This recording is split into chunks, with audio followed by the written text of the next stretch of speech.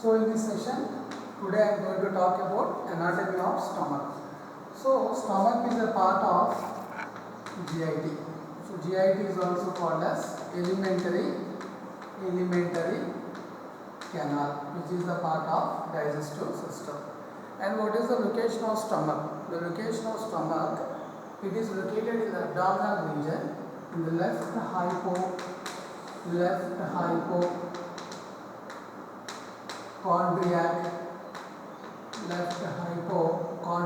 region.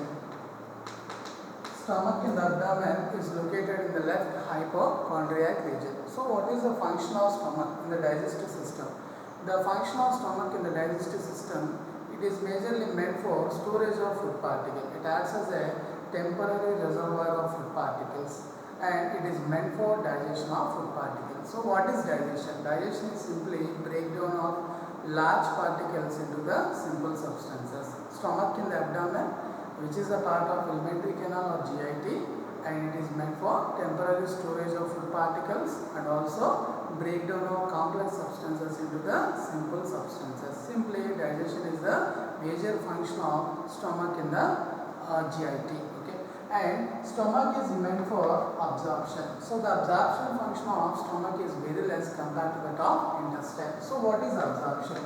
Stomach is also meant for absorption of food particles. Simply, absorption is nothing but some material after digestion, some material from the food after digestion, which is having the nutrient value. Those nutrient substances passes into the blood circulation, that is called as absorption. Okay, simply passage of nutrient substances after digestion from food particles into the blood circulation is called as absorption. The absorption function of stomach is very less compared to that of intestine, small intestine, and accordingly stomach is meant for storage of food particles and it is meant for grinding of food particles, breakdown of large particles into simple substances, and also little bit absorption of food particles. And what are the components of stomach? The components of stomach are now classified into fundus, classified into cardiac, classified into body, classified into pylorus. Okay. And stomach in the alimentary canal, it is meant for connection of superior esophagus to the inferior small intestine. Okay.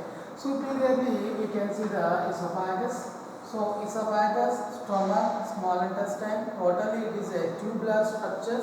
It is like a hollow tubular structure. Simply it is called as gastrointestinal tract, or otherwise it is also called as alimentary canal. Okay. And stomach in the alimentary canal, it is meant for connection of superior esophagus and it connects inferior small intestine. Okay. So inferiorly we can see the small intestine connected to the stomach, superiorly we can see the esophagus is connected to the stomach. Okay. And here the parts are now classified into cardiac. So the portion of esophagus connecting to the stomach, which is known as cardiac portion, and the portion which is a dome-shaped structure, this dome-shaped structure is now called as fundus. Okay. And here you can see a large particle, a large structure, this is known as body, and here you can see the portion that is now called as pylorus. The portion of the stomach connecting to the small intestine is now called as pylorus. And stomach in the alimentary canal is an extensible substances. Okay, and it is a distendable portion of an alimentary canal. So it can expand. It can, whenever the food passes into the stomach can expand. So that is, it can increase its size and it can decrease in size due to the presence of food particles. So it is a distensible portion within the alimentary canal. Okay.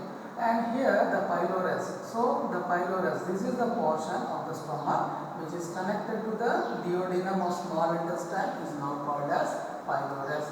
And the components of pylorus, now can be classified into pyloric antrum,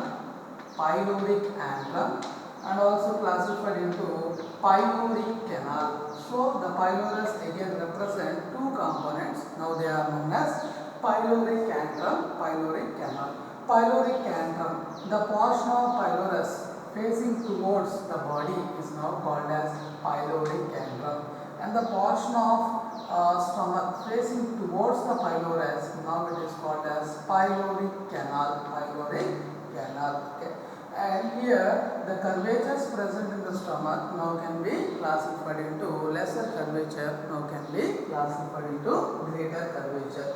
So this portion of the stomach, this curvature which is concave in nature, this is now called as lesser curvature. Now called as lesser curvature. Okay. And again, the portion of the stomach which is convex in nature and which is greater in nature, now it is called as greater curvature. Greater curvature. Okay.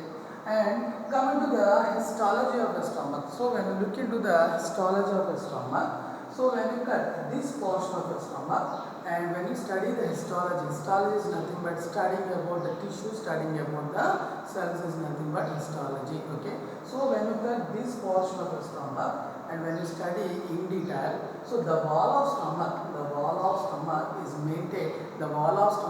made up of same 4 basic layers which are commonly present in the alimentary canal. So that is, we discussed before we discussed the digestive system in the previous classes. Okay. So that is alimentary canal. In that session I said that alimentary canal is made up of 4 basic layers. They are made up of, first layer is now called as mucosa, and next layer is called as submucosa, third layer is called as muscularis mucosa, and next layer can be in the form of serosa. So that is alimentary canal is made up of 4 layers. In a similar fashion, when you look into the stomach is also made up of same 4 common basic layers. Okay. The first layer, moving from interior, the first layer present interiorly now can be classified into mucosa. Okay. And the next layer, that is called as submucosa. Okay. And the next layer, that is also called as simply muscularis layer. Okay. And the next layer, that is now known as serosa. So coming to the outer region of the stomach, the layer is now called as serosa. Simply it is called as serosa. Okay. So interiorly the layer is now called as mucosa, and next layer is called as submucosa, and next layer is now called as simply muscularis layer, and the next layer is now called as serosa. Okay. And when you see the mucosa is again made up of 3 layers, classified into epithelial layer, classified into lamina propria, and also classified into muscularis mucosa. Okay. So the mucosa of GIT, that is the interior layer of stomach, which is also called as mucosa layer. The mucosa layer is made up of epithelial cells, that is simply epithelial layer, and it is made up of lamina propria, which is a connective tissue layer, and next layer is now called as muscle layer, that is called as muscularis mucosa. And epithelial layer in the mucosa, it represents the epithelial cells which are also called as surface mucous cells, that is the epithelial cells present in the mucosa layer. Say for example, these are the epithelial cells present in the mucosa, and these epithelial cells now they are also called as surface mucous cells. And this form of epithelial cells, they penetrate deep into the lamina propria of a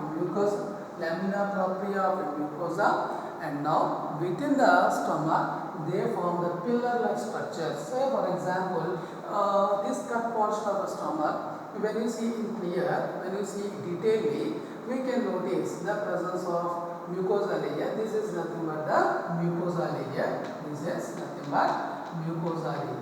And the mucosa layer also contains the epithelial layer. And below the mucosa layer also show the presence of connective tissue. This is nothing but the connective tissue, and also represent the muscle portion, and also represents the muscle layer. Epithelial cells present in the mucosa, they form the pillar-like structures. Within the stomach, they form the pillar-like structure. These pillar-like structures are nothing but the gastric pits. These are also called as gastric glands. These are also now called as gastric glands. Okay. So in the stomach, the mucosal layer containing the epithelial cells penetrate deep into the connective tissue lamina propria and they form the gastric glands.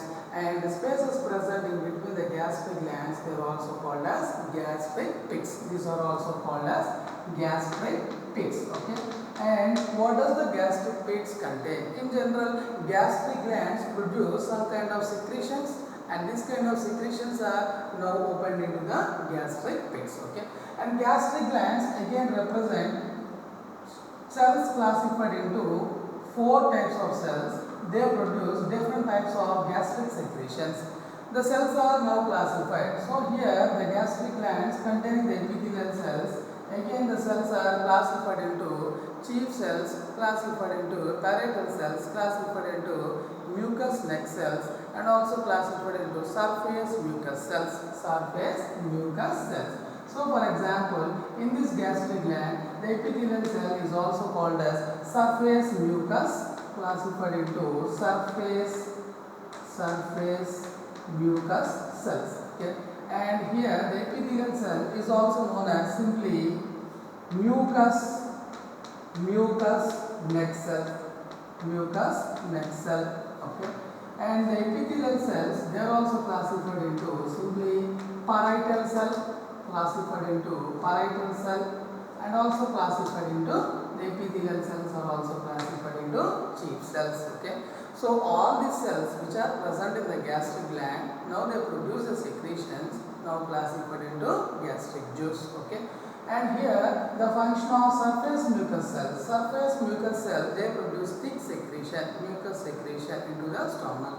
And again the mucous neck cell, they also produce thick secretion into the stomach. And this kind of secretion produced by the mucous neck cell, produced by the surface mucus cell, they form the protective layer in the stomach. So your stomach is protected with the contents of gastric juice, protected with the effect of hydrochloric acid by means of thick secretion, that is called as mucus secretion, produced by surface mucus cell, produced by mucous neck cell. Okay. And the other cell functions in the gastric gland, say for example chief cells are meant for production of pepsinogen, and chief cells are meant for production of substances classified into gastric lipase, and it also produces the other protein substances which is also called as pepsinogen. And the parietal cells which are present in the gastric glands, they are meant for formation of hydrochloric acid, HCl, and as well as it also forms the intrinsic factor, a protein that is also called as intrinsic factor.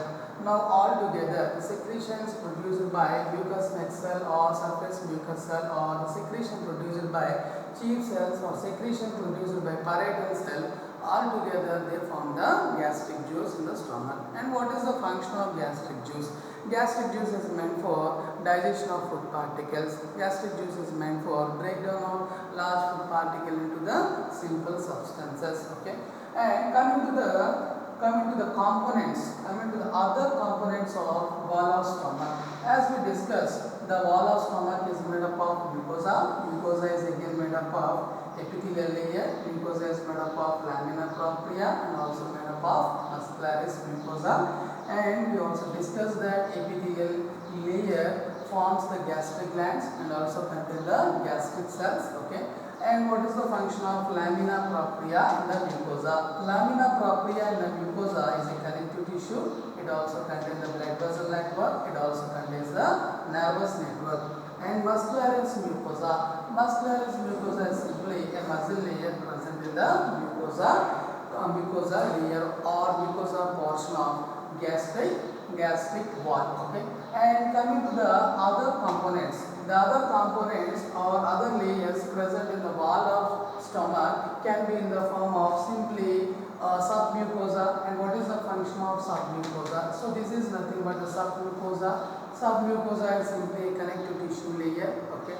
And the other components are in the form of muscle layer and the muscle layer is now classified into smooth muscle layer, and which is arranged in the form of outer layer, that is in the form of longitudinal smooth muscle layer, and also middle layer in the form of circular smooth muscle layer, and also in the form of oblique smooth muscle layer. So the other layers present in the stomach, it represents the muscle layer. Once again, it represents the muscle layer. Muscle layer is also present in the mucosa, and muscle layer is also present in other form, that is in the form of muscle layer, classified into simply longitudinal smooth muscle layer, outer portion, that is longitudinal smooth muscle layer, middle portion, that is in the form of circular smooth muscle layer, and interiorly, that is in the form of oblique smooth muscle layer. Since the muscle is arranged longitudinally, it is classified into longitudinal smooth muscle layer. Muscle present in the circular fashion, it is classified into circular smooth muscle layer. Muscle present in the form of an angle, now it is classified into oblique smooth muscle layer. The overall outermost portion of the stomach is in the form of serosa. So the outermost layer is now in the form of serosa. So what does the serosa represent? Serosa simply represent epithelium, which is also called as mesothelium, and serosa also contain the connective tissue. So along with the connective tissue, along with the mesothelium, now it is called as serosa. Okay, and serosa is also a part of peritoneum. So what is peritoneum? Peritoneum is a simply connective tissue. Peritoneum covers some organs in the abdominal region. Accordingly, those organs are classified into peritoneal organs, or those organs which doesn't cover with the peritoneum, now called as retroperitoneal organs. And accordingly, serosa is also a part of peritoneum. Okay, it covers some organs within the abdominal region. Okay, so coming to digestion within the stomach. So this is about the components, this is about the anatomy, this is about the histology of the stomach, and then to discuss about the stomach is about the digestion. So the major function of stomach is digestion, and digestion is happened in the stomach in two forms, classified into simply the digestion is classified into mechanical digestion, classified into chemical digestion. So the digestion happen in the stomach can be in the form of mechanical digestion, can be in the form of chemical digestion. So what is mechanical digestion? Name itself indicates the digestion is now known as simply mechanical digestion. Mechanical always indicates some kind of forces now useful for digestion, now classified into mechanical digestion. Okay, chemical digestion. So what is chemical digestion? Simply the chemical digestion is because of some types of enzymes and hormones. Okay, they are meant for breakdown of food particles, that is called as chemical digestion. Okay, so here the mechanical digestion, in case of mechanical digestion, the peristaltic movement in the stomach, peristaltic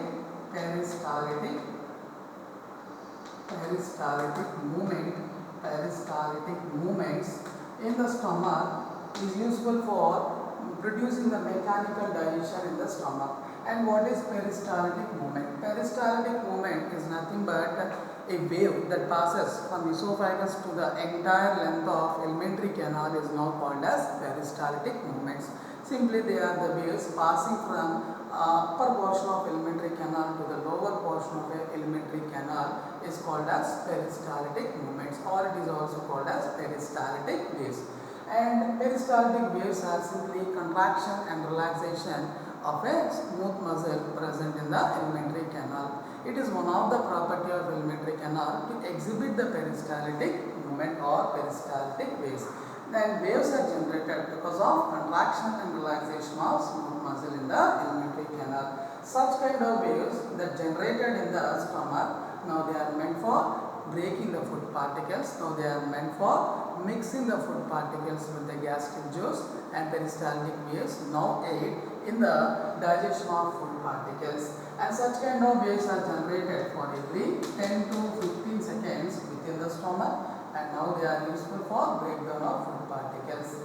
And peristaltic waves are lesser in the fundus portion, more in the body portion of the stomach, and they are intensified in the pyloric portion. Okay, and peristaltic waves generated in the pyloric portion, pyloric portion of the stomach, they are useful for pushing the food particles into the duodenum. And peristaltic waves, some peristaltic waves, they push the food into the duodenum and they bring back the food back into the stomach. And this kind of forward and back movement of a food particle in the stomach, now it is useful for digestion of food particles. And finally, because of mechanical digestion, the food is mixed with the gastric juice. Food is converted into soupy liquid, that is also called as chyle. Soupy liquid, that is also called as chyle, and now it is passed into the duodenum. Some food material which passes into the duodenum and brings back into the stomach, and finally 3 ml, every peristaltic wave nearly pushes 3 ml of chyle into the duodenum. So this kind of digestion happen because of peristaltic waves in the stomach. Now it is called as mechanical digestion. Then moving towards the chemical digestion. So what is chemical digestion? Chemical digestion, the name itself indicates, it is because of some types of hormones or enzymes, they aid in the digestion of food particles. So the chemical digestion in the stomach is because of some enzymes like gastric lipase, and it is because of salivary amylase, and it is because of pancreatic lipase, and it is because of lingual lipase. These enzymes are now useful for breakdown of food particles. Accordingly, gastric lipase. So this form of an enzyme, now it is useful for breakdown of fat substances in the stomach. That is, fats are breakdown into the short chain fatty acids, and they are meant for breakdown of fatty material. And salivary amylase, this form of an enzyme, majorly they are meant for breakdown of carbohydrate food material in the stomach into individual sugar molecules. And pancreatic lipase, now it is useful for breakdown of again fatty materials, fat food materials. And lingual lipase, it is also useful for breakdown of fat materials. And one more enzyme that is present in the stomach, that is in the form of pepsinogen. So what is pepsinogen? This form of an enzyme, it is useful for digestion of protein molecules. It is useful for breakdown of proteins into amino acids. In general, pepsinogen is an inactive form of an enzyme, and whenever the food is present in the stomach, pepsinogen in presence of hydrochloric acid, it is activated into active form or converted into active form, that is now called as pepsin. And this form of pepsin is useful for breakdown of protein molecules into individual amino acids. Finally, the food in the form of carbohydrate or in the form of proteins or in the form of lipids, they are breakdown into the simple substances by means of an enzymes like salivary amylase, like gastric lipase, like pancreatic lipase, or in the form of lingual lipase, and again in the form of pepsin. They are breakdown into individual components in the stomach. Now it is called as simply chemical digestion in the stomach. And some form of food materials, that are digested, now they are passed into the duodenum, and from duodenum they reaches to the other portion of small intestine for further breakdown of food particles, and again for further absorption of food particles into the blood circulation. But coming to the absorption property of stomach, it is very less because absorptive cells are present very less quantity in the stomach compared to that of intestine. Hence, the absorption property of stomach is less compared to that of small intestine. Okay. So now in this class we discussed about the anatomy of the stomach, functions of stomach. We discussed about the histology of the stomach. We also discussed about the mechanical and chemical digestion of stomach in the gastrointestinal tract or stomach in the alimentary canal. Besides, within the GIT, within the stomach, we can also find the cells classified into G cells at the pylori antrum, G cells at the pylori antrum in the gastric gland. These G cells are responsible for formation of gastrin hormone. Gastrin hormone is meant for stimulation of gastric juice. Okay. Hope you understand this class, and in the next class we meet with other components of gastrointestinal tract. Thank you very much.